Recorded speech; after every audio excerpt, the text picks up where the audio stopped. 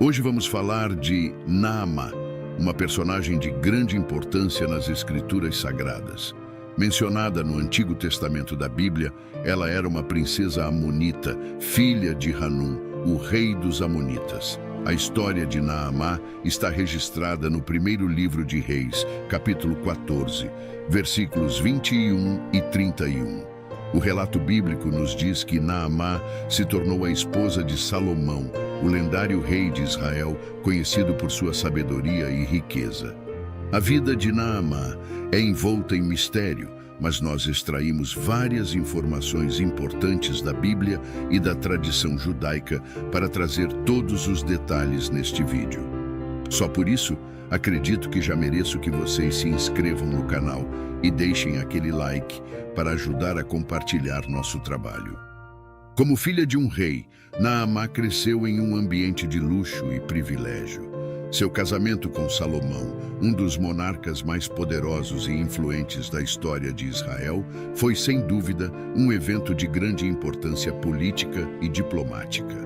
A conexão de Naamã com os Amonitas tinha implicações sérias devido à histórica hostilidade entre os israelitas e os amonitas. De acordo com a tradição bíblica, os amonitas eram frequentemente vistos como inimigos dos israelitas, uma vez que descendiam de Ló, sobrinho de Abraão, e compartilhavam uma história de rivalidade e conflito com o povo de Israel. Portanto, o casamento de Salomão com Naamã, uma princesa amonita, suscitou preocupações e críticas por parte dos israelitas mais conservadores, que temiam que essa união pudesse comprometer a pureza da fé e da cultura israelita. Antes disso tudo, é importante lembrarmos que Salomão já havia sido casado com a filha de um faraó, o que era um casamento real legítimo. No entanto, ele logo se deixou encantar por várias mulheres estrangeiras de diversas culturas diferentes, incluindo Naamã. O problema maior dessa situação foi o seu descontrole, já que durante sua vida ele acumulou um impressionante número de esposas e concubinas. No primeiro livro de Reis, capítulo 11, versículo 3, é relatado que ele teve 700 esposas de linhagem real e 300 concubinas.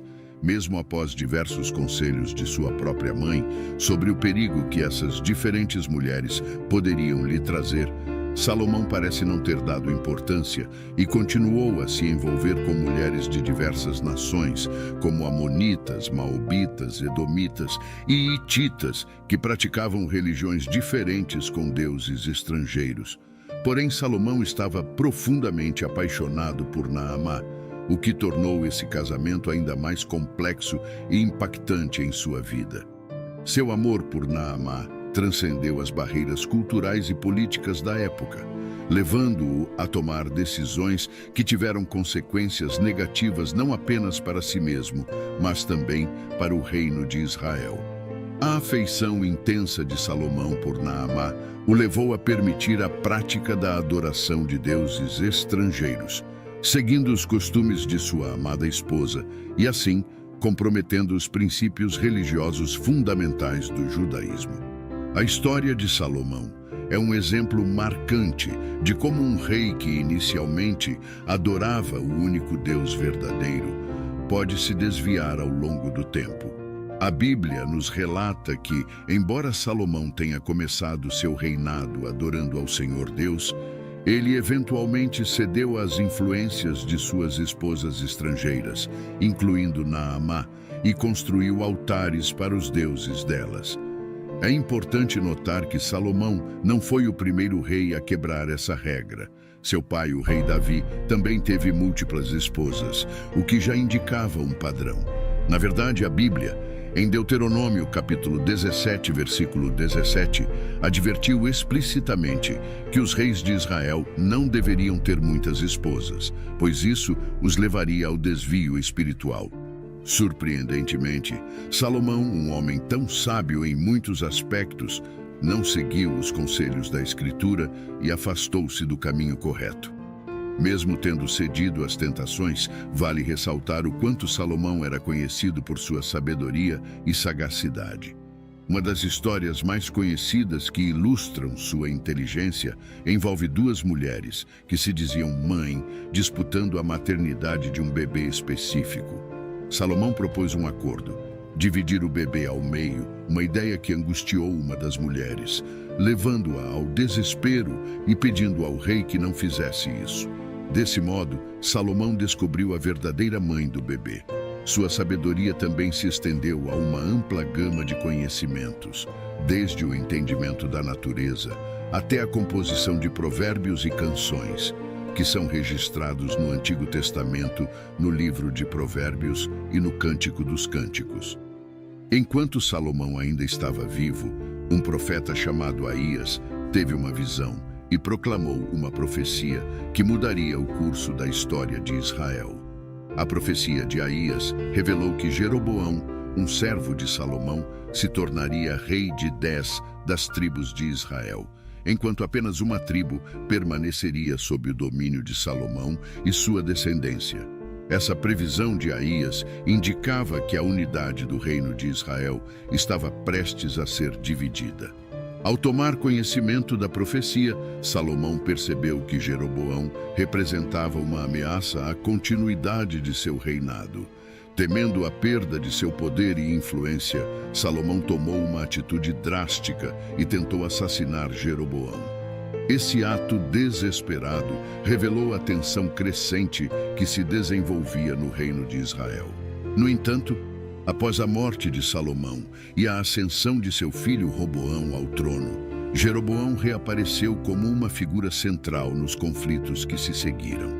O cumprimento da profecia de Aías desencadeou uma série de eventos que levaram à divisão do reino de Israel em dois.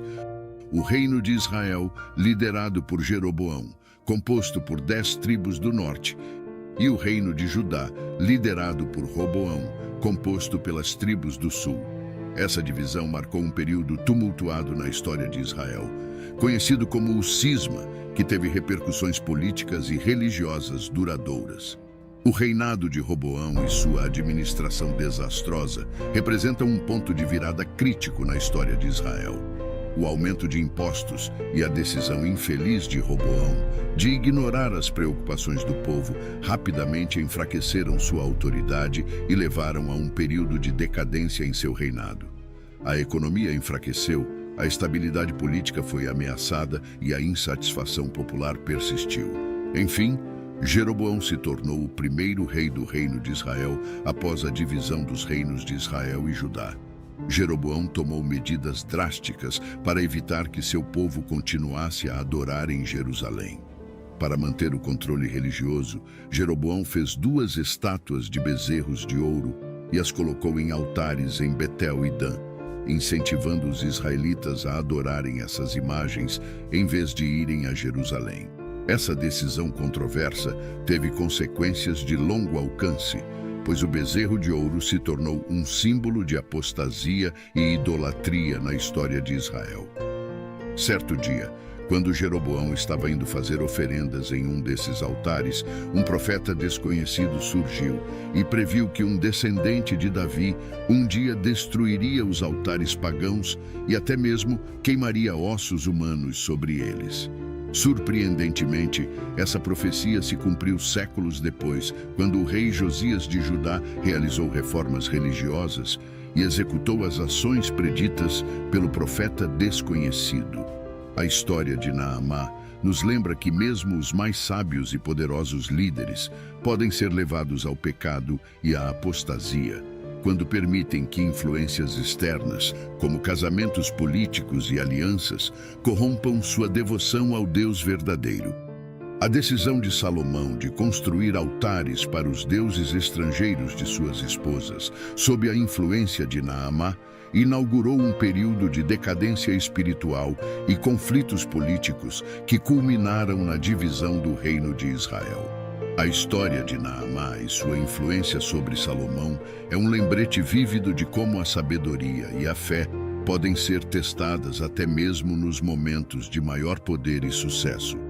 Portanto, é uma história que nos instiga a considerar as influências que moldam nossas próprias vidas e a importância de manter firmemente nossos princípios, mesmo em face das tentações e pressões externas.